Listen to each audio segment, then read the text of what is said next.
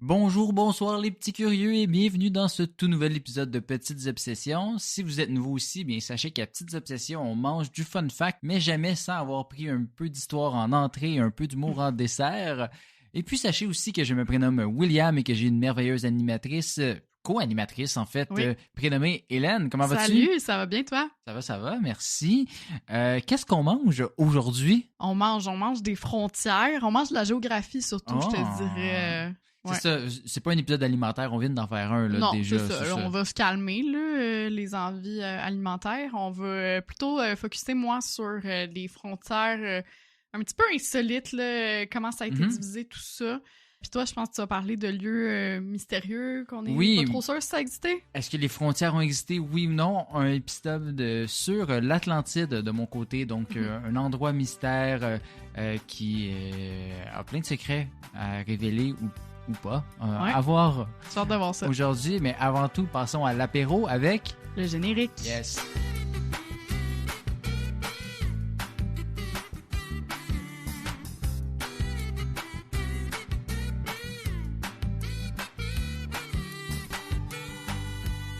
Will, j'ai eu la chance de visiter pas mal de places dans ma vie. Mhm. Des pays, des villes, des hôpitaux. C'est vrai, là, j'ai presque autant de cartes d'hôpital que de tempes sur mon passeport. Non, ton passeport, il y a genre comme 75 étampes dedans, là. Non, mais c'est ça, c'est parce que, tu sais, j'ai habité à quelques places dans ma vie, puis on dirait qu'à chaque fois que je change de lieu de résidence, il faut que je passe par l'hôpital. C'est pas nécessaire, hein? Non. C'est juste compliqué, ça, Hélène.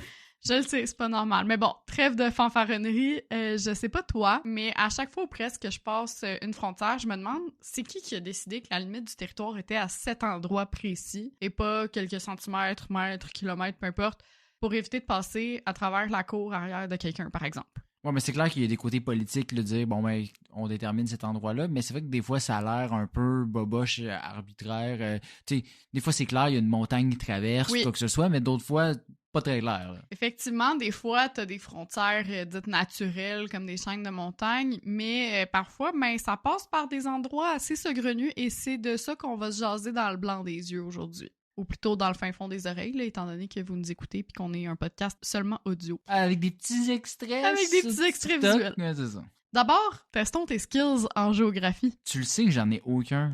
Pourquoi tu me fais ça, Hélène? Je veux t'expose. Ah.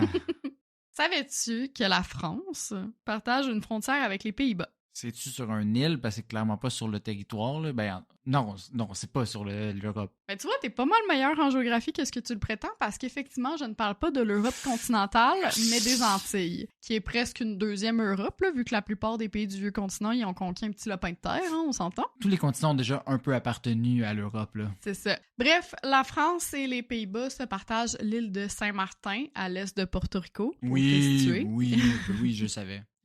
C'est sûr. La France possède la partie nord, tandis que le sud appartient aux Pays-Bas. Jusque-là, ça va. Oui, parce que le sud, c'est en bas. Ouais, mais les Pays-Bas sont au nord de la France. Non, mais je sais, mes Pays-Bas. J'aime bien. Je retiens. La légende veut que la frontière ait été tracée à la course à pied. Aucune idée si c'est vrai, là. On s'entend, j'ai bien dit légende. Avec mais... un tape, une peinture à terre, qu'est-ce qui se passait? Je sais pas. Mais ça me fait bien rire d'imaginer des magistrats débattre autour d'une map faite sur Strava pour dire « Ça, c'est à moi! Ça, c'est à moi! » C'est ça, on t'a vu assez courir longtemps dans cette ligne-là, ça t'appartient, genre... c'est peut-être ça, c'était pas, ils ont fait la ligne, ils ont peut-être fait, genre, chacun courait à des places, parce que comme ça, c'est ton spot de course, je te le laisse, ça, c'est mon spot de course, je le garde. Ouais, c'est ça. Mais tu sais, tu prends l'île, puis ça fait, Non. mettons, l'île est ovale, là, ça traverse vraiment au milieu, mais c'est juste... en tout cas, si c'est vraiment que ça a été délimité à la course à pied... C'est très drôle. C'est quand même très drôle. Maintenant, saurais-tu me dire où est la plus petite frontière du monde? C'est sûr que là, c'est un piège pour me dire, genre que je dise le Vatican, puis tu fasses non! Effectivement, ce n'est pas celle entre le Vatican et l'Italie qui fait 3,2 km pour ton information. C'est pas gros.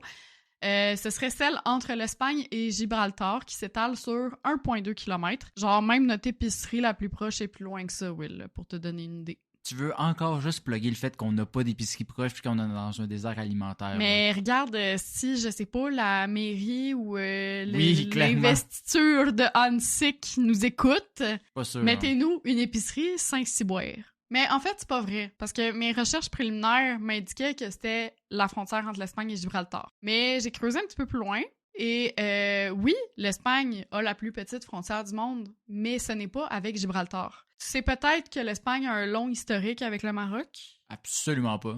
OK, bon. Là, Il y a eu des histoires de conquête. Même si tu vas dans le sud de l'Espagne, tu vas voir qu'il y a beaucoup d'influences arabes dans l'architecture, par exemple, des choses comme ça. Je n'ai pas visité l'Espagne. Puis, tu sais, le détroit de Gibraltar, donc... Oui, c'est proche, Oui, c'est effectivement. ça. L'Espagne et le Maroc, c'est quand même très proche. Je pense que c'est une quarantaine de kilomètres, quelque chose comme ça. J'en parle tantôt, d'ailleurs. Bon, parfait. Finalement, je savais. Tu le savais. Ouais. Bref, au nord du Maroc, il y a des petits tronçons qui appartiennent à l'Espagne. Les plus connus sont ceux de Ceuta et Melilla. Je suis complètement désolée pour la prononciation. Mais la frontière entre le rocher de Badiz, qui appartient aussi à l'Espagne, et le Maroc, mesure un tout petit 80 mètres. OK, juste ça. Oui.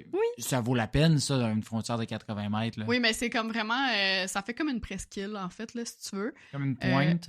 Ouais, exactement. Puis ça s'appelle le rocher de Badiz. Il y a à peine 100 personnes qui habitent sur ce caillou. Pas sur le 80 mètres de... La largeur est de 80 mètres, mais ça fait comme vraiment... je pourrais dire ça? Ça s'élargit après, là. C'est juste le petit bout qui est pointu. Mais on s'entend, ça s'élargit. C'est pas non plus oui. Plusieurs kilomètres carrés de superficie. Combien là. Ça reste très kilomètres? petit.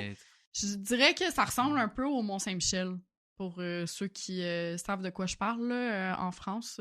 Ouais, encore une fois, pas pour moi, là. C'est ça. Donc, c'est ça, il y a une centaine de personnes qui habitent ce petit vestige du temps des colonies où la monnaie officielle est l'euro, étant donné que ça appartient à l'Espagne. Parce que oui, si une personne traverse la frontière pour atteindre le rocher de Badiz depuis le Maroc, ben théoriquement, elle se retrouve en territoire européen, même si en réalité, elle n'est pas sortie du continent africain. Ah, ben c'est intéressant. Ouais. T'es en Europe sans être sur le continent. Ouais, puis il y a des rumeurs comme quoi que ces tronçons-là serviraient à limiter l'immigration clandestine, tout ça, mais bon, à quel point ça fonctionne et comment, je sais pas. Mais c'est plus pour dire qu'il y a un barrage de l'Europe à même le Maroc, là, mettons. Là. OK, ouais, ça. Il y a aussi plusieurs pays qui ont perdu à la pige du découpage des territoires. On peut certainement penser, par exemple, à la façon dont le continent africain, justement, a été séparé. Mais comme j'ai pas de doctorat en géopolitique, je vais m'abstenir d'élaborer trop là-dessus et plutôt parler d'autres pays qui n'ont pas mis la main sur le jackpot des frontières. Le premier, on y a été l'an dernier, c'est la Bosnie-Herzégovine. Petit résumé géohistorique ici là, pour les personnes qui vivent dans une grotte. Avant d'éclater dans les années 90, la Yougoslavie était composée des actuelles Croatie, Slovénie, Monténégro, Serbie, Macédoine du Nord, Kosovo et Bosnie-Herzégovine. Si tu veux, la Yougoslavie, c'est l'union des Slaves du Sud. Parce que Youg, ça veut dire sud, puis Slavie, ben... Ouais, le Slavie est clair, là. Donc voilà, mais ces peuples slaves ne partagent pas toutes les mêmes caractéristiques culturelles, linguistiques, religieuses. On l'a vu par exemple en Croatie, même leur alphabet il est pas cyrillique, il est plus latin. Tandis qu'en Bosnie, il est plus justement cyrillique. Il y a beaucoup plus de communautés musulmanes en Bosnie, plus de communautés chrétiennes en Croatie, bon tout ça. Donc, tout ça, qui a créé la guerre en soi. Là. Exactement. Ça l'a éclaté et il y a différentes communautés qui se sont formées, dont justement les Croates et les Bosniaques qui ont été parmi les premiers à affirmer leur indépendance. Ce qui, soit dit en passant, ne faisait pas l'affaire de tout le monde parce que c'est pas juste, bon, ça a éclaté puis la guerre est finie, là, au contraire. Oui, les Serbes n'étaient pas très contents, là. Non, c'est ça. Il y a eu plusieurs conflits armés entre les différents peuples, notamment entre les Serbes et les Bosniaques.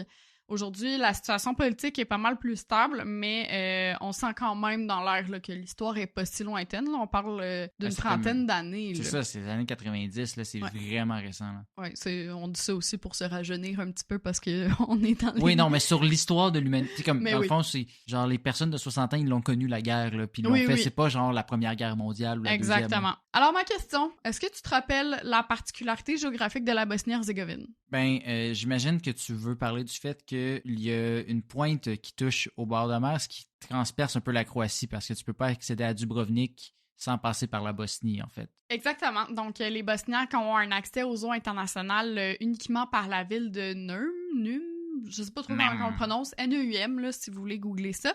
qui coupe la Croatie en deux. Donc, pour aller de Zagreb à Dubrovnik, par exemple, il faut absolument passer par la Bosnie, peu importe si tu passes par là ou par toute autre ville. À cette heure, il y a un pont, mais oui, Ouais. qui te permet de le faire autrement, mais sinon, t'as pas le choix. Ouais. Ça passe par-dessus la ville, puis ça fait juste en sorte que t'as pas besoin de sortir ton passeport parce que la Bosnie fait pas partie de l'Union européenne, la Croatie, oui. Bref. Ce tronçon-là fait à peine 20 km, mais ça reste le seul accès à la mer Adriatique. Puis c'est une façon aussi, justement, pour la Croatie de rejoindre le Monténégro puis les autres pays de l'ex-Yougoslavie. Mais ça pourrait être pire. Parce qu'il y a 44 pays qui n'ont pas d'accès direct à l'océan ou à la mer, c'est-à-dire qui sont entourés d'autres pays. C'est ce qu'on appelle des pays enclavés. Pour te donner quelques exemples, c'est le cas du Laos, de la Bolivie, de l'Éthiopie, de l'Autriche, entre autres. Il existe aussi 2 pays qui sont dits doublement enclavés, c'est-à-dire qui sont entourés de pays qui eux-mêmes n'ont pas un accès direct à la mer ou à l'océan. Je pense que tu me vois venir. Est-ce que tu saurais me dire de quel pays il s'agit? Non, parce que mon réflexe aurait été de dire l'Autriche, puis tu viens de dire qu'elle était juste enclavée normale, fait que... peut-être qu'elle est doublement enclavée, puis je t'ai joué un tour. Aucune idée. OK, t'es pas très Kazakhstan. loin.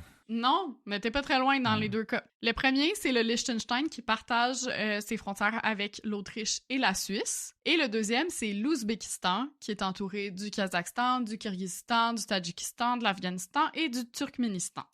C'était clair que c'était en Europe et c'était pas genre... Ah en fait, il y en a clairement en Europe Afrique. et en Asie. En Afrique, il y en a clairement. Là. Non, c'est les deux seuls. Ah ouais? Ouais. Tu dois traverser 2 pays pour atteindre l'eau. Ouais, fait que eux, ils ont vraiment perdu à la loterie des frontières. Dernière chose sur les territoires enclavés. Là, c'est important que tu me suives. Daala Kagrabari, je m'excuse encore une fois pour la prononciation. Je suis déjà perdu, désolé. Bonne journée!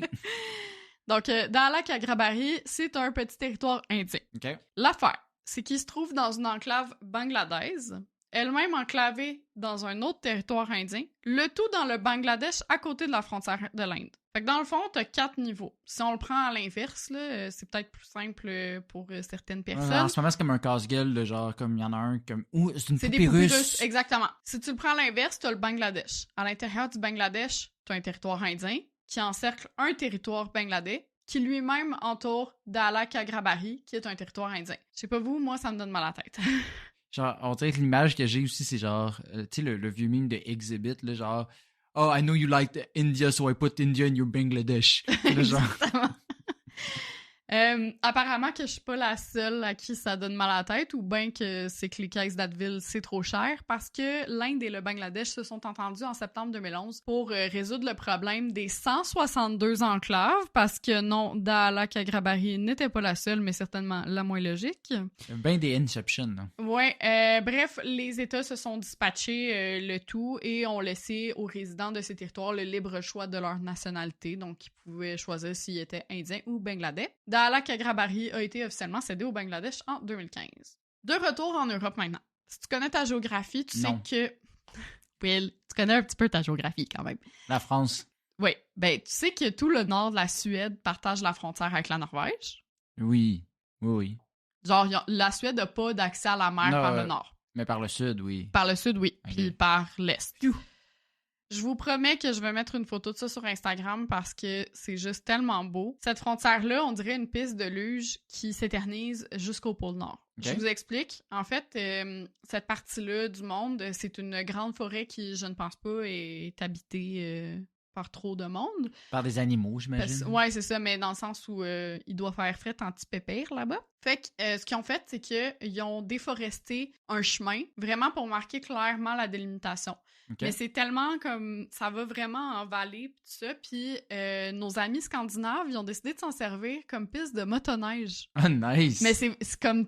T'as l'impression, là, vraiment que c'est un toboggan, là. Je suis pas un gars de skidoo, puis genre, tu viens de me donner le goût d'en faire. Là. Ouais, mais moi aussi. Je suis zéro skidoo, mais ouais. Là, j'ai vu ça, j'ai fait « Oh, faudrait que j'aille là à un moment donné dans ma vie. » Autre frontière assez insolite, savais-tu que tu pouvais passer de l'Espagne au Portugal en tyrolienne?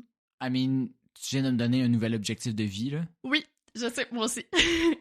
Comme une tyrolienne normale, tu t'accroches à Sanlúcar de Guadiana, en Andalousie, donc dans le sud de l'Espagne, et tu atterris à Alcutim, en Algarve, donc dans le sud du Portugal. Elle est longue de 720 mètres. C'est la seule tyrolienne au monde, évidemment, à relier 2 pays. Et les gens qui la testent peuvent atteindre une vitesse entre 70 et 80 km/h. Fait que ça prend moins d'1 minute là, à aller chez les voisins. Puis en plus, ben, on gagne 1 heure, étant donné qu'il y a un décalage horaire entre l'Espagne et le Portugal. Ok, ça fuck pas vraiment du tout. Comme, c'est quoi l'ouverture? Tu sais, à quelle heure ça l'ouvre? La tyrolienne. Non, c'est ça. Puis, ben, comme c'est 2 pays de l'Union européenne, je pense que t'as pas besoin de passer une douane. J'aimais ça l'image. Genre, t'as le douanier avec l'étampe juste en haut. Au milieu de la tyrolienne. Non, mais t'en as un en haut puis t'en as un en bas, tu sais. Ouais, c'est ça, exactement. Probablement, par contre, que tu dois quand même présenter tes papiers avant de monter dans la tyrolienne là, pour montrer que t'es pas un immigrant illégal, etc. Mais bref, parlant de décalage horaire. Transportons-nous entre l'Alaska et la Sibérie, plus précisément dans le détroit de Bering où on retrouve les îles Diomède. D'un côté, la grande Diomède appartient à la Russie et de l'autre, la petite appartient aux États-Unis. Okay. Il y a moins de 4 km qui les séparent, puis en hiver, ben l'eau est glacée parce que c'est l'océan Arctique. Fait que c'est possible de marcher. Ouais, c'est ça. Fait que c'est possible de marcher pour rejoindre l'île voisine, mais vraiment à vos risques et périls parce que la grande Diomède sert de base militaire russe, puis mettons qu'ils ont le go pour tirer sur pas mal n'importe qui s'approche de l'île. Les Russes. Oui, c'est ça. Moins de 4 km donc séparent ces 2 îles-là, mais autre chose aussi, la ligne de changement de date. Est-ce que tu sais c'est quoi? Sais-tu qu'ils sont pas la même date, justement à cause du changement d'heure qui doit être majeur? C'est ça. Parce qu'il y en a un qui est comme d'un bord de la map puis de l'autre qui est de l'autre bord. Ouais, c'est ça, exactement.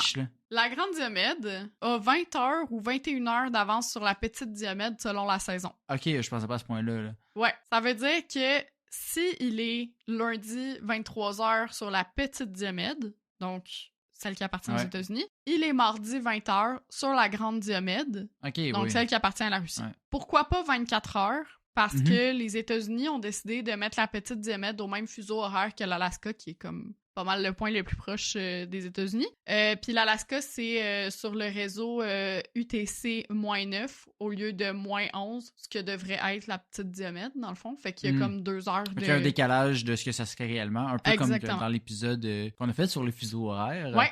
Que, dans le fond, toute la Chine est sur un fuseau unifié, même si ça n'a pas aucun sens. Ouais, alors qu'il devrait être sur 3-4 fuseaux horaires différents. Mais c'est parce que sinon, comment veux-tu être un pays uni? Oui, c'est ça.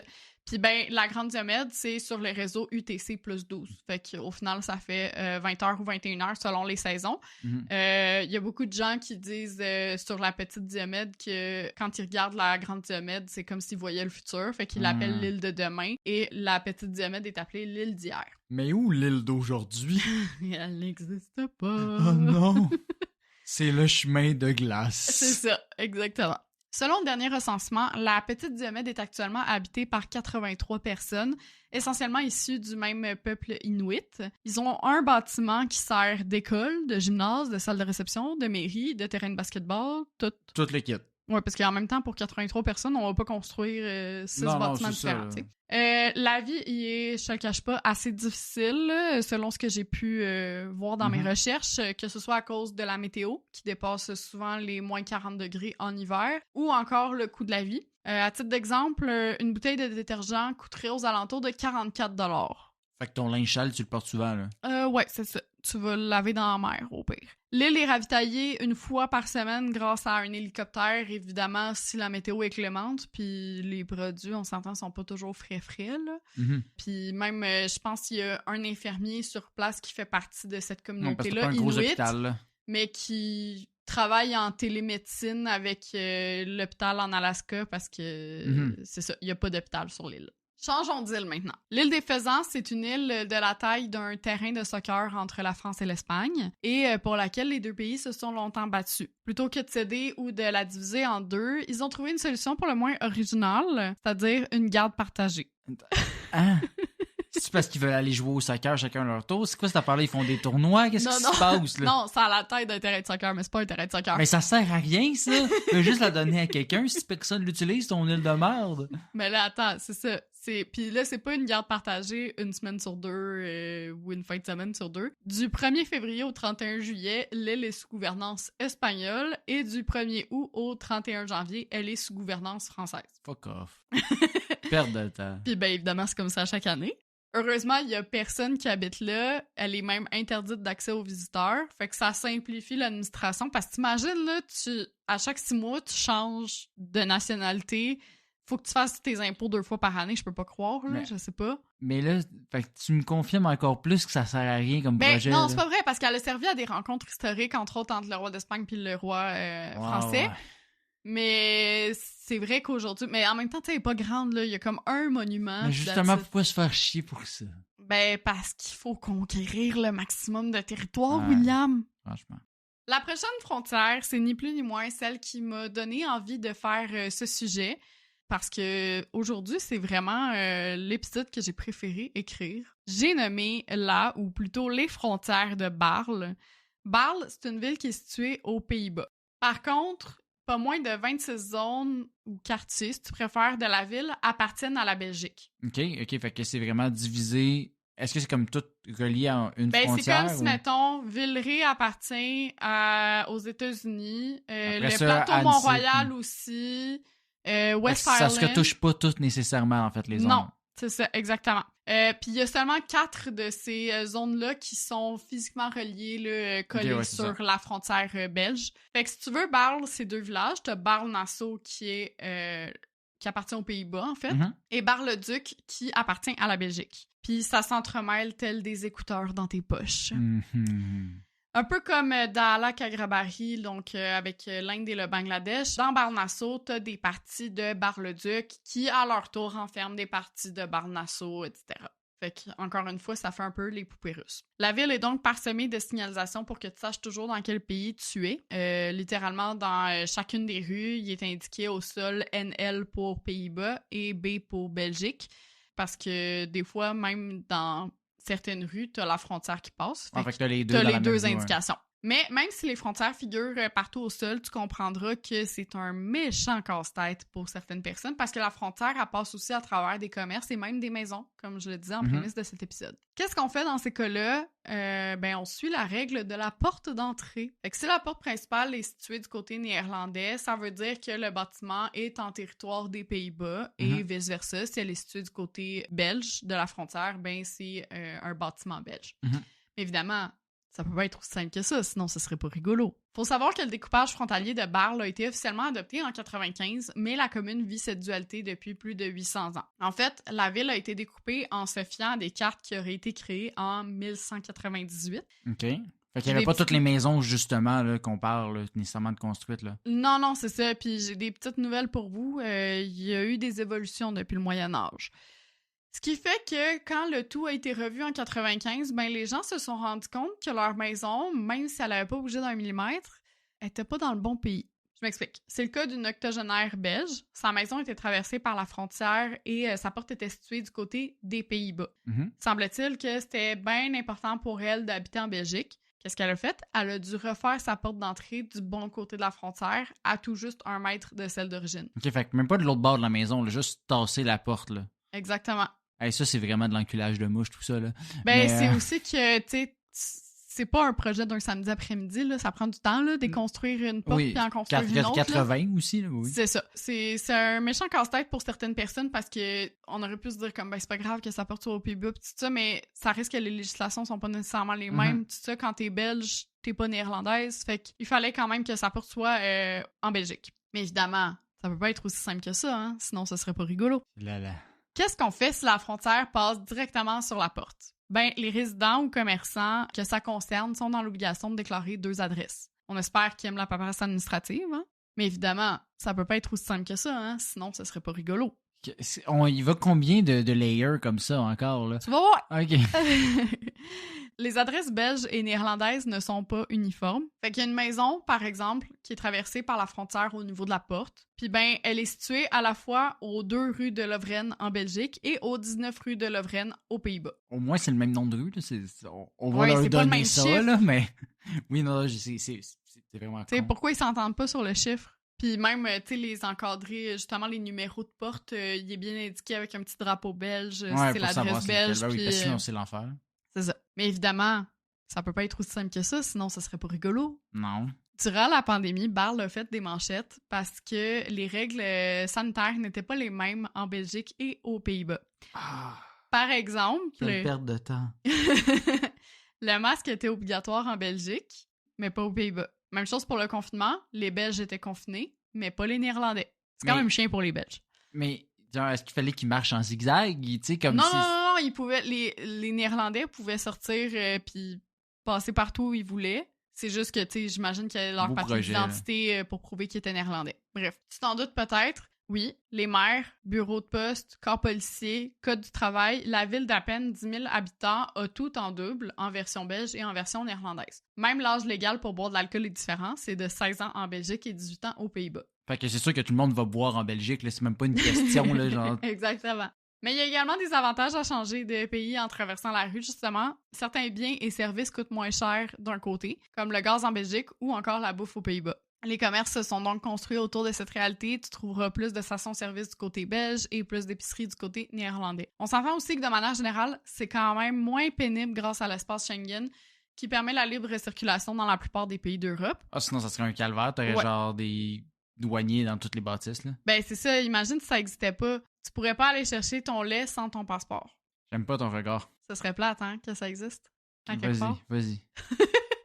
Ben, c'est le cas chez nous, en Amérique du Nord. OK.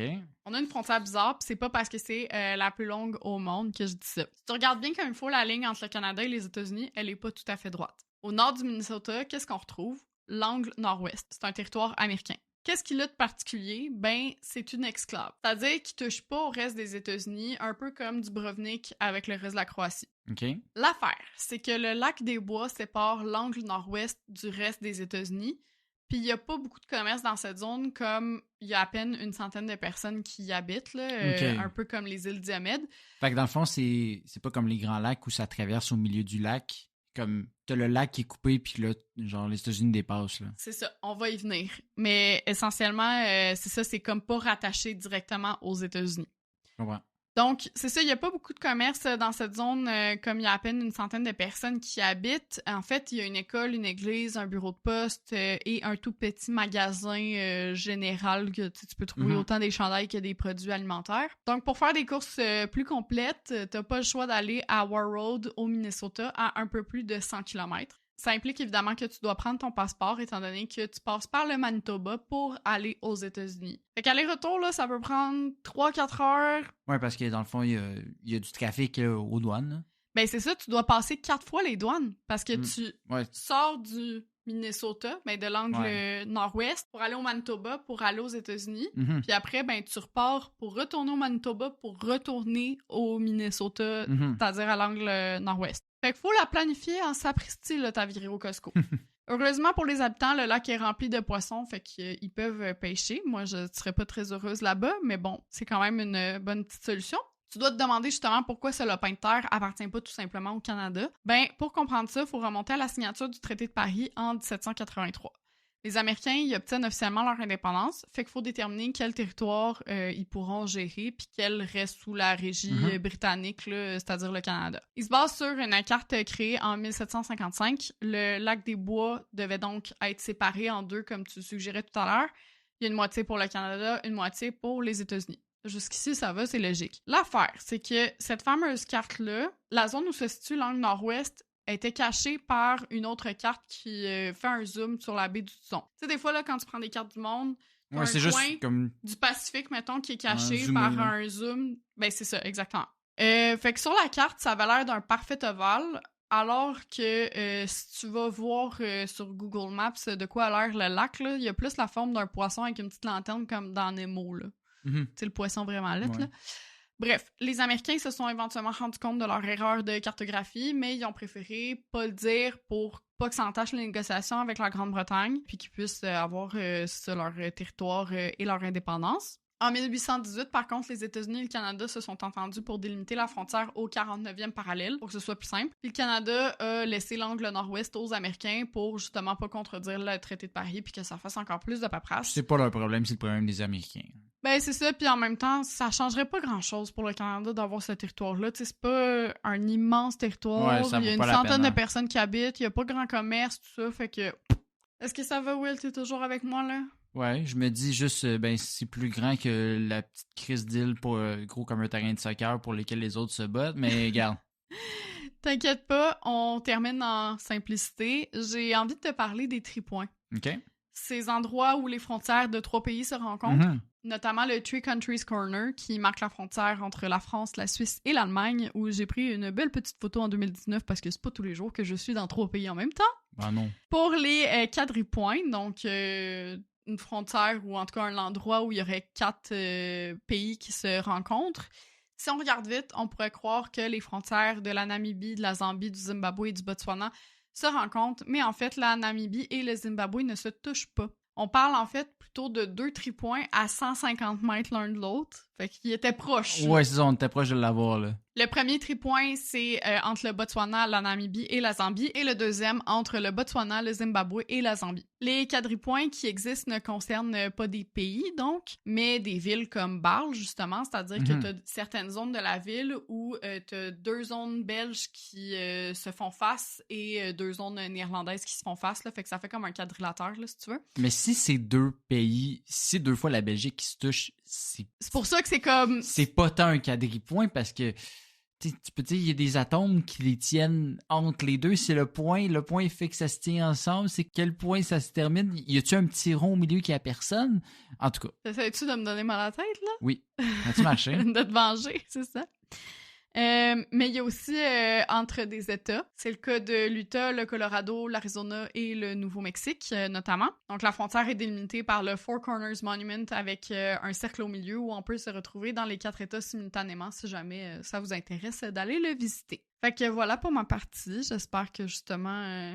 je t'ai pas donné trop mal à la tête, sinon on a des Advil, là, tu pourras en prendre. Ouais, je reviens. Donne-moi 5 minutes, je reviens pour ma partie. Non, pour vrai, c'est super intéressant. Plein de trucs on a appris par rapport à ces beaux territoires. On apprend vraiment plus sur le monde dans lequel on vit. Et parlant d'apprendre plus sur le monde dans lequel on vit, il y a des endroits qu'on se demande s'ils existent réellement ou non, dont mon sujet du jour, l'Atlantide, parce que oui, cette saison, c'est une saison... de résolution de mystères marins. Hein. Dans l'épisode 38, on parlait des câbles Internet sous l'eau et tu as parlé du triangle des Bermudes. Donc, plein de grands mythes qui sont touchés cette année. Donc, tout comme le triangle des Bermudes, il y a des centaines de documentaires qui ont été faits sur l'Atlantide. Mais ça, toutes ces théories-là, ils n'ont pas nécessairement de lien ensemble. Là. Ça va jusqu'à des extraterrestres qui vivent sous l'eau, là, puis que c'est... C'est pas ça. Non, c'est pas ça. Mais pour être complètement honnête avec toi, Hélène, je pense pas avoir dû écouter un seul de ces documentaires-là. Et ça, malgré le fait que mon père écoutait toujours Canal D. Ouais, moi non plus, je pense pas. Tu sais, j'ai vu dans des histoires ou comme plus dans des films ou téléséries, mais pas. C'est ça, c'est pas toujours. Des documentaires de comme, OK, là, qu'est-ce qu'il y en est de l'Atlantide? J'ai jamais écouté, même si je sais qu'il en existe énormément. Tout ce que j'ai vraiment écouté, c'est le film Atlantis de Disney sorti en 2001 et Aquaman. Des sources très fiables oui, dans un mémoire. Exactement. Du coup, j'avais absolument aucune idée d'où provenait exactement le mythe avant mes recherches pour cet épisode d'aujourd'hui, à part que c'était peut-être vaguement relié avec les mythologies grecques. Oh, vaguement. Non, mais... Mais ouais, je t'aurais dit ça, moi aussi. Donc, j'avais envie de creuser un peu dans l'histoire, savoir c'est quand qu'on en a parlé pour la première fois, puis y a-t-il une petite part de vérité dans tout ça, ou c'est juste un gros tissu de mensonges qui vient de la science-fiction, que c'est aussi réel que Star Wars, mettons. Du coup, Hélène, saurais-tu me dire, selon toi, qui est la première personne à avoir parlé de l'Atlantide dans l'histoire? Mais moi, je t'aurais dit quelque chose en lien avec la mythologie grecque, fait que genre Homère, ou sinon, si c'est pas en lien avec la mythologie grecque, un auteur style Jules Verne ou... Ben, Jules Verne a parlé d'Atlantide dans 20 milieux sous les mers. On voit que j'ai lu le livre. Ben, ça... je suis une personne très culturée. C'est Jules Verne, 20 milieux sous les mers? Il me semble que oui. En tout cas, oui, mais non, la première personne qui en a parlé, Ce n'était pas un historien, ce n'était pas un cartographe, ce n'était pas Homère, c'était Platon. OK, un philosophe. Oui, donc un philosophe, donc ça vaut ce que ça vaut comme source pour ce genre de choses-là. Comme on dit, il en a fumé de la bonne. Mais pourquoi est-ce que Platon parlait-il d'une île mystérieuse entre deux citations comme « donne et tu recevras » ? Eh bien, parce qu'il avait pris de la bonne drogue. Pas nécessairement, mais en fait, c'était dans le cadre d'un récit de vertu du grand peuple d'Athènes, donc pour montrer à quel point les Athéniens étaient incroyables. Évidemment. Cette histoire avec un petit H est racontée par le philosophe comme étant une histoire véritable et d'un intérêt capital, je le cite. Bien sûr. Donc, ouvrez donc grand vos oreilles, il n'y a rien de complètement absurde qui s'en vient dans les prochaines minutes. Tout est ancré sur du solide et du réel. L'histoire en soi raconte un affrontement entre deux cités, soit Athènes, vouée à la justice, et Atlantis, vouée à la démesure et l'abus. Donc, ça commence bien pour... Dans le fond, Atlantis, c'est Las Vegas, là. Non, pas nécessairement, mais oui, peut-être... la démesure et... Oui, des gens qui ont vu plus gros que leur panse, disons. L'île en question aurait appartenu au dieu Poséidon, ayant obtenu celle-ci en tirant à courte paille lorsque les dieux se sont partagés la terre. Celle-ci aurait toujours été, selon Platon, été plus grande que la Libye et l'Asie réunies. La Libye? Qu'est-ce que la Libye vient faire là-dedans? C'est l'autre bord de la Grèce. Ah ouais, souvent dans les textes grecs, on parle souvent de l'Égypte et la Libye, d'où aussi pour les partages des dieux, etc. avec l'Égypte. C'est quand même drôle, là, la Libye et l'Asie. Oui, non, mettons que Platon, il n'a pas visité beaucoup d'autres pays. Je pense qu'il a déjà été en Égypte, mais il n'a pas été visiter toute l'Asie. C'est pas la grandeur. À pied, c'est un petit peu difficile de parcourir le monde. Des bateaux. Ouais. L'île aurait aussi été située de l'autre côté de ce qu'on appelait à l'époque les colonnes d'Hercule. OK. Les colonnes d'Hercule, en langage d'aujourd'hui, c'est le détroit du Gibraltar dont on parlait tout à l'heure, donc la petite embouchure entre la mer Méditerranée et l'océan Atlantique. Là. Ce serait du côté méditerranéen ou Atlantique? Atlantique, c'est Atlantis. OK, c'est ça. Donc, oui. Je me suis toujours demandé si ça avait un lien, puis on dirait que j'ai jamais fait la recherche, fait que je suis vraiment contente que tu fasses ça. J'y arrive bientôt. Donc, une fois les territoires distribués, Poséidon se serait alors rendu sur l'île et se serait uni avec une jeune femme mortelle nommée Clito. Il n'y a pas de blague avec ça, c'est vraiment juste son nom. Il y a un petit accent circonflexe sur son haut. Tu dis-tu, il n'y a pas de blague parce que tu as vu ma face? Oui, exactement. Leur amour aurait peut-être pu être charmant si on oublie le fait que les dieux grecs n'étaient pas reconnus pour avoir des relations avec des dizaines de femmes partout dans l'histoire, du tout. Moins pire que Zeus, mais quand même. Néanmoins, leur union n'aura pas été seulement une petite vite parce que Clito aura donné naissance à 5 lignées de jumeaux masculins, donc 10 garçons, qui se seraient ensuite séparé l'île en 10 royaumes. Tabarnouche, 5 paires de jumeaux. Oui, c'est un dieu, hein, il fait pas ça à moitié, lui-là. Le nom de l'île est d'ailleurs tiré du nom de leur fils Atlas, pas le Atlas, pas le titan qui tient la Terre, mais ça pourrait aussi provenir de l'Atlantique, qui elle tire son nom du titan Atlas, donc le Atlas. Clair? Disons, il y a le titan Atlas, puis ils ont nommé leur fils en l'honneur du titan. Puis là, on ne sait pas si l'île a été nommée en honneur de ce fils-là ou vraiment par rapport à l'océan. Je pensais que ma partie donnait mal à la tête finalement. Là, c'est mon petit bout qui donne mal à la tête, puis après ça se replace. On va aller se claquer. Je le savais que c'était pas clair. Oui. Ce qui est bien de l'histoire, c'est que comme les 5 paires de jumeaux étaient des hommes, ça réduit un peu le risque d'inceste. Ça permet de continuer le règne de la famille par la suite sans trop de problèmes. Du coup, les Atlantes seraient alors développés comme étant un peuple de sages, vertueux et sans faille, sur une île remplie de ressources, rendant leur ville encore mieux que la ville dans The Good Place. Là. Ouais. C'est comme tout allait bien pour les Atlantes, étaient the king of the shit. Il aurait été tellement bon qu'ils se sont dit pourquoi pas partager notre merveillosité avec d'autres peuples à coup de conquête et d'évasion, hein, parce que c'est pas partager. Oui, c'est ça, c'est pas aller mettez des gros guillemets ici. Donc ils auraient alors envahi la Libye, l'Égypte et une partie de l'Europe avant de faire la plus grande des erreurs, c'est-à-dire tenter d'attaquer Athènes, un autre peuple touché par les dieux grecs. Des intouchables, ça. C'est ça. Les Athéniens, eux, ils étaient encore moins de la merde. Ils auraient repoussé, puis ils auraient même libéré tous les pays qui auraient été conquis par les Atlantes parce que les Athéniens sont encore meilleurs. Fait que je sais pas à quel point, finalement, ils ont le même problème, les Athéniens, là, au final, qu'eux aussi ont créé un empire. C'est le syndrome du sauveur blanc. Là. Exact. Mais justement, toute cette guerre-là avec les Atlantes qui auraient essayé d'attaquer tous ces pays, ça aurait mis Zeus en tabarnouche après les descendants de son frère qui respectaient pas l'ordre divin, qui auraient fait engloutir Atlantide dans les flots à coups de tremblements de terre et de raz-de-marée. Une fin ironique quand même pour la gang à Poséidon, là. Ceci étant dit, comme j'ai dit, Platon racontait pas cette histoire-là comme étant un récit fictif, même si ça a l'air très fictif de notre œil contemporain. Il racontait vraiment ça dans le cadre d'un autre ouvrage plus complet où ça permettait de ramener, genre, regardez, ça prouve qu'on est vraiment hot, les Athéniens. Le récit provient de son oncle à Platon, Critias, dont l'arrière-grand-père, Dropides, se serait fait confier l'histoire par un législateur, Solon, qui tenait lui-même d'un prêtre égyptien racontant des événements qui seraient survenus 9000 ans plus tôt. Donc, oui, c'est un jeu du téléphone absolument horrible. C'est une game du téléphone, ça, mais... Permets-moi de douter des propos du prêtre égyptien qui raconte quelque chose qui s'est passé il y a 9000 ans, là, comment il peut le savoir?